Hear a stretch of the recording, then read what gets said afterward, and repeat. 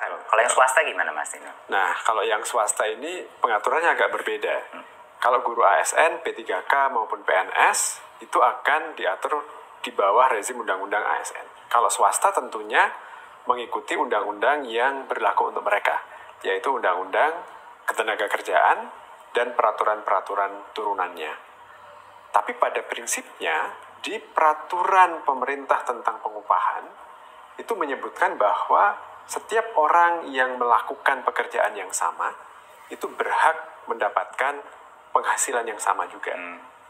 Artinya, guru swasta itu juga seharusnya mendapatkan penghasilan yang setara dengan guru-guru yang statusnya ASN, berada di sekolah negeri. Betul. Nah, sekarang pertanyaannya, kehadiran negara bagaimana Mas Menteri untuk membantu sekolah-sekolah swasta ini supaya mereka bisa memberikan penghasilan yang layak setara dengan guru-guru ASN tadi? Betul. Benar sekali Mas Tino. Jadi poin pertama yang sangat penting adalah kalau ASN tadi kembali kepada undang-undang ASN. Kalau swasta kembali kepada undang-undang ketenagakerjaan. Dan ini akan menguatkan kapabilitas pemerintah untuk bisa mendorong sekolah-sekolah swasta untuk memberikan gaji atau upah yang jauh lebih layak kepada guru-guru swasta. Karena kita bisa mendorong lewat dua hal. Yang pertama, kita bisa memberikan dana bantuan operasional sekolah yang lebih tinggi untuk menutupi mandat bahwa guru-guru itu dibayar sesuai atau setara dengan guru-guru PNS atau guru-guru ASN. Itu yang pertama. Jadi rencana pemerintah adalah setelah RUU ini keluar adalah untuk meningkatkan dana bantuan operasional sekolah swasta untuk memenuhi kebutuhan kelayakan upah guru-guru swasta. Itu adalah yang pertama. Jadi pemerintah akan hadir dengan memberikan anggaran tambahan kepada yayasan-yayasan, kepada sekolah-sekolah swasta untuk memberikannya.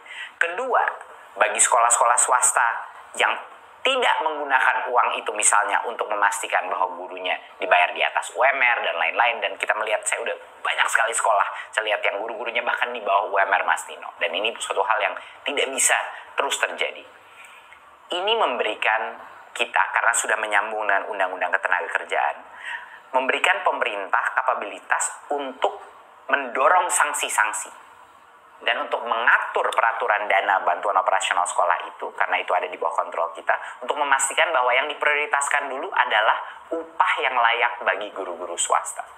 Jadi dua mekanisme itu adalah benefit ya daripada perubahan di RUU Sistiknas ini. Jadi melalui peningkatan subsidi kita, BOS, bantuan operasional sekolah, yang itu di bawah kontrolnya Kemendikbudristek. Jadi kita bisa memandatkan, mengharuskan sekolah swasta untuk memprioritaskan penggunaan dana BOS ini bagi penghasilan gurunya, kesejahteraan gurunya. Ya. Dan kalau itu tidak terjadi, ada berbagai macam sanksi yang bisa kita lakukan, termasuk penahanan dana BOS tersebut.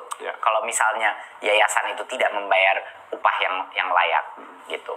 Jadi itu adalah garansi check dan balance yang akan kita lakukan kepada sekolah-sekolah swasta. Dan yang kedua tadi, justru karena ikut Undang-Undang Ketenagakerjaan yang aturan turunannya sudah sangat detail, sangat lengkap, melindungi hak-hak pekerja, justru karena itulah guru-guru di sekolah swasta ini bisa lebih punya kepastian hukum sebenarnya ya. Betul. Karena tidak dikecualikan lagi. Betul. Sekali lagi, kembali lagi. Masalahnya di guru swasta, kenapa banyak guru dibayar UMR dan lain-lain? Karena ini ada pengecualian guru di undang-undang guru dan dosen dengan adanya namanya disebut tunjangan profesi. Jadi baliknya ke situ lagi Mas Tino. Ujung-ujungnya buat guru negeri, guru swasta, guru honorer, semuanya ini seperti yang Mas Tino bilang, tersandera dengan konsep tunjangan profesi guru. Padahal di Undang-Undang ASN dan di Undang-Undang Ketenagakerjaan itu bisa jauh lebih terlindungi dan bisa langsung mengalami peningkatan kesejahteraan. Itu sebenarnya. Oke Mas Menteri, jadi guru swasta akan diatur melalui peraturan perundang-undangan yang mengikuti Undang-Undang Ketenagakerjaan. Dan mereka akan bisa mendapatkan perlindungan kepastian hukum yang lebih di sana ya. Nah, tetapi ada persepsi bahwa kalau seperti itu, maka guru tidak menjadi khusus lagi. Itu apa betul seperti itu, Mas Menteri? Mas Tino, hampir semua profesi, mulai dari pegawai sampai dengan CEO di seluruh Indonesia itu dilindungi oleh Undang-Undang Ketenagakerjaan. Jadi itu merupakan suatu wadah regulasi yang tugasnya untuk melindungi semua profesi, semua pekerja di seluruh Indonesia. Jadi termasuk guru, termasuk CEO, dokter, insinyur, dan lain-lain. Jadi ini bukan sesuatu yang baru atau sesuatu yang ingin merendahkan guru, tapi malah untuk memastikan bahwa guru mendapatkan perlindungan yang seluruh sektor ekonomi kita juga mendapat perlindungan tersebut. Ya, jadi Undang-Undang Ketenagakerjaan ini melindungi siapapun yang bekerja di luar pemerintah, gitu ya. Oke. Nah, saya